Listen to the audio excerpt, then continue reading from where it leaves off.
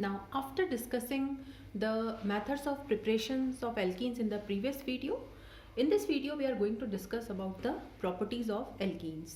And first we'll discuss the physical properties of alkenes. Okay. The first point is physical state. The first three alkenes are gases, that is ethene, propene and butene. In fact, ethene is a colorless gas with a faint sweet smell. All other alkenes are colorless and odorless. The remaining C6 to 618 are liquids and the higher ones are solids. The next is boiling points. We have learnt in the alkanes that the boiling points generally increase with increase in the molecular mass or the carbon chain. Okay, so as the size increases, surface area increase and boiling point also increase. The next is solubility. Although alkenes are weakly polar because of the presence of pi bond, alkenes are little bit polar as compared to alkanes, but still they are insoluble in water. So alkenes will not dissolve in water but soluble in non-polar solvents. Okay. Now the next point that we are going to discuss is dipole moment or polarity. Okay. Now alkenes are little bit polar as compared to alkanes. Now we have two types of alkenes, that is cis and the trans. Okay. If the alkene is symmetrical, okay, so it will be little bit polar, okay, but suppose, or it will be non-polar. But if the alkene is unsymmetrical, so we have two types of alkenes now, cis and the trans. So suppose this is cis alkene, okay, and this is trans alkene. Okay, now if I make the vectors, so the two vectors will be towards chloride, okay, and here the two vectors will be opposite. So we can say that cis is polar, or we can say that cis is polar and trans is non-polar, or we can also say that cis is more polar as compared to trans. Okay, and since the cis isomer is more polar, its boiling point will be more as compared to the trans isomer, even if the molecular formula or the molecular mass is same. So this was a brief description of the physical properties of alkenes. Now let's discuss the chemical properties of alkenes, and the first chemical property which the alkenes show is the addition reaction. Okay, because alkenes have pi bond. So what will happen in addition reaction? Suppose this is alkene. Okay, so the reagent will attack. Now which reagent will attack? Definitely the electrophile will attack. Okay, because pi electrons, because alkenes have electrons. Okay, these are electron rich molecules. So the electrophile can attack. So what will happen here? This bond will break, the pi bond will break and the addition will occur. So the specific type of reactions which the alkenes show are the electrophilic addition reaction. Means first there is attack of electrophile and then there is attack of nucleophile. So we'll discuss the examples. The first is addition of hydrogen. Okay, so this is my alkene. So I am adding hydrogen. Now I require some catalyst for this. So I can use nickel, platinum, palladium. This bond will break, one H here, one H here, and I will get alkene. Okay, so alkenes, when they are added with hydrogen, they change into alkanes. This is the first addition reaction of alkenes. The second is addition of halogens. Suppose this is alkene. Suppose if I add halogen, suppose I am adding bromine. Now I require some solvent here and the solvent here is CCl4. So what will happen? This bond will break. One Br here and one Br here. So I will get vicinal dihalide. So this is vicinal dihalide. Now during this reaction what happens? This bromine is red colored liquid. So during this reaction, red color of Br2 disappears. Okay, so this reaction we can use for detection of unsaturation. So this reaction can be used as a test for unsaturation. So if the compound has multiple bond, what will happen? So if the compound has multiple bond and you are adding bromine liquid, the red color of bromine will disappear. So this can be a test for unsaturation. Now the next is addition of hydrogen halide. Now hydrogen halide is HX. Now HX can be HF, HCl, HBr and HI. Okay. Now here the reagent is unsymmetrical. Because the two atoms of reagent are not same, they are different. So here the reagent is unsymmetrical. Suppose my alkene is this, okay, and I am adding HCl to this. Now this bond will break. To one atom hydrogen will be added and to another atom chlorine will be added. So I will get this product. Okay, so this is ethene and this is chloroethane.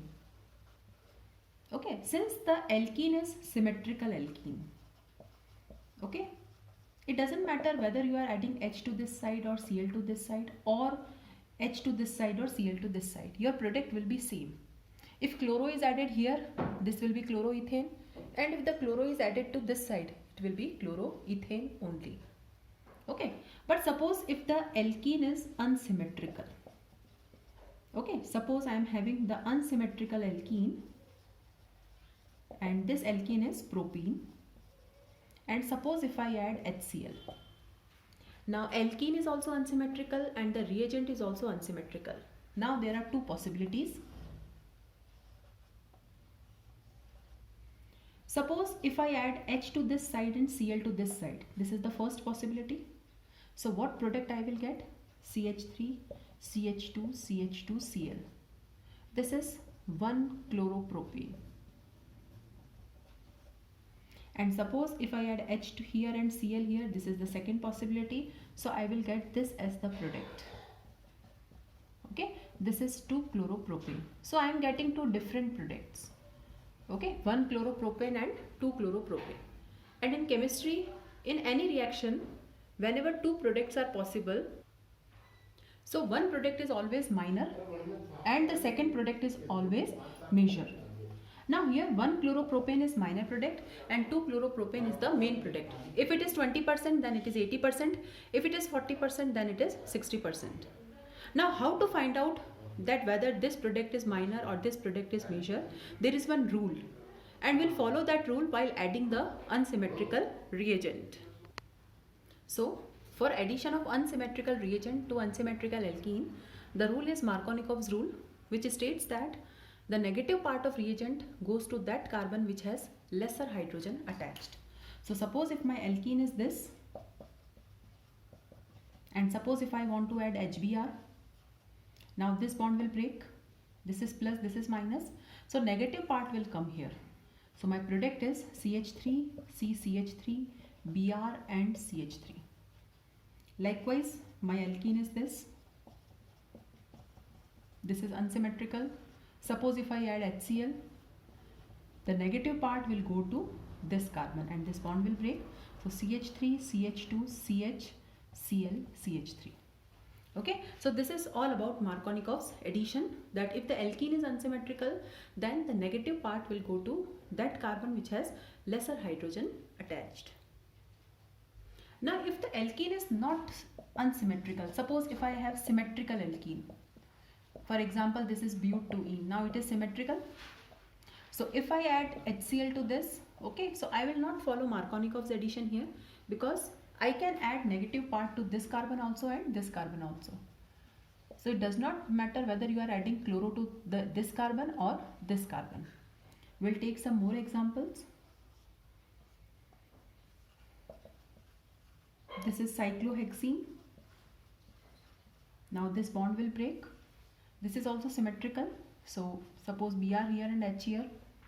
But suppose if the alkene is this, now this is unsymmetrical alkene. Now you can see the doubly bonded carbon atoms are different. And suppose if I add HCl here, now which carbon is having less hydrogen? Definitely the carbon to which the branch is there. Okay, so in this case the negative part will be attached here. So CH3 will remain as it is, the Cl will be attached here. So this is all about Markovnikov's addition. Now the next is anti-Markovnikov's rule, which is also known as peroxide effect, and it is applicable when the combination of HBr and peroxide is there. Means peroxide work only when it is added with HBr. Peroxide does not work with HCl or HI or HF. Now what are peroxides? Peroxides are the organic compounds having single bond between oxygen and oxygen. And whenever peroxide is there, we have homolytic fission. That is, there is formation of free radicals. So suppose if we add peroxide along with HBr, then anti-Markovnikov's addition occurs. That is, now the negative part will go to that carbon which has greater hydrogen attached. So suppose if I have propene, and to this if I add HBr and peroxide, now the negative part will move here. So this bond will break. So H will come here and Br will come here. So the main product will be 1 bromopropane and not 2 bromopropane. Okay, so if simple HBr is added to the propene, we get 2 bromopropane. But if it is added in the presence of peroxide, we get 1 bromopropane as the major product. Okay, so this occurs in the presence of peroxide. And peroxide will show its effect only when it is added with HBr. Suppose my propene is there, and suppose if I add HCl and peroxide if I add in the presence of HCl, then also Markovnikov's addition will occur. Okay, so negative part will come here. So it will be CH3, CH, Cl, CH3.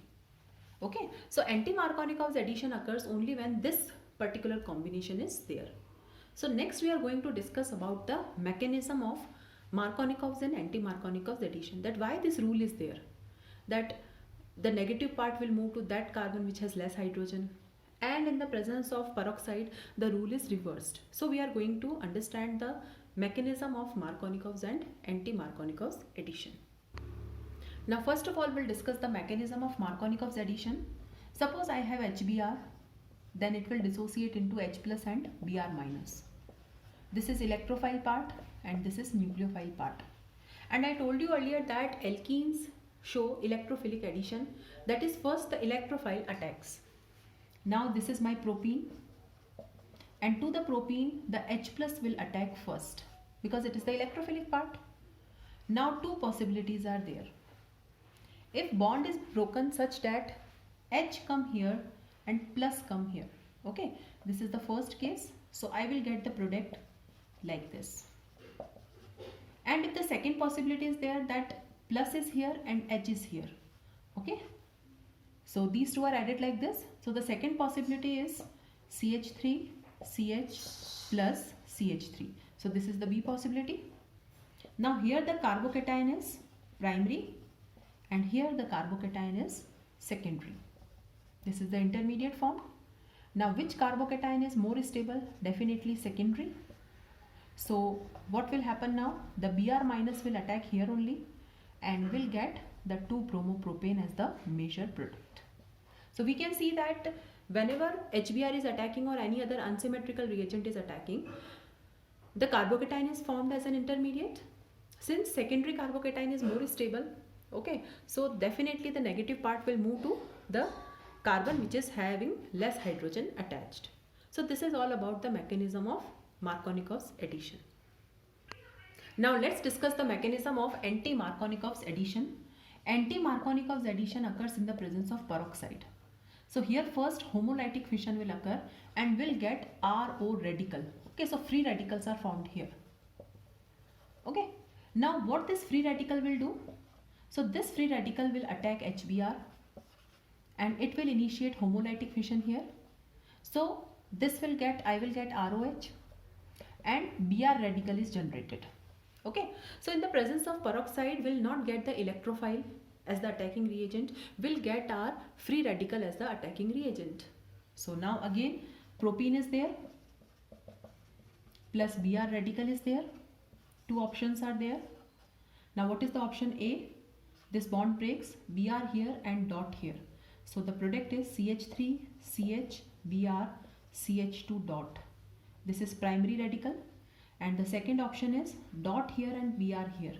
So the second option is I am getting is secondary radical. Now which is more stable? Definitely secondary radical. And since secondary radical is more stable, so HBr will attack here only. So again HBr will attack and I will get CH3, CH2, CH2Br plus Br radical. Okay, so this radical will remove H from here. So what is the main product which I am getting? It is 1-bromopropane. So it depends upon the mechanism in which the bond is broken. It depends upon the type of intermediate. So we are getting two different products. Okay, so in the presence of peroxides, instead of carbocation, the intermediate formed is free radical, and because of that we are getting 1-bromopropane as the major product. Now the next type of addition of alkenes is addition of water. Okay, and addition of water is known as hydration, and this hydration occurs in the presence of dilute H2SO4. So suppose this is alkene. Now how to show dilute H2SO4? Dilute H2SO4 is shown like this. This bond will break, H will come here and OH will come here. So I will get this as the product, that is ethanol. And this is all in accordance with Markovnikov's addition. Okay, no anti-Markovnikov rule is followed here. So whether your alkene is unsymmetrical, okay, or it is symmetrical, you will follow Markovnikov's addition. So like this. Now here the negative part is OH. So OH will come here and H will come here, and I will get this as the product. Okay, so when alkene, and so to alkene if water is added, we'll get alcohol as the product.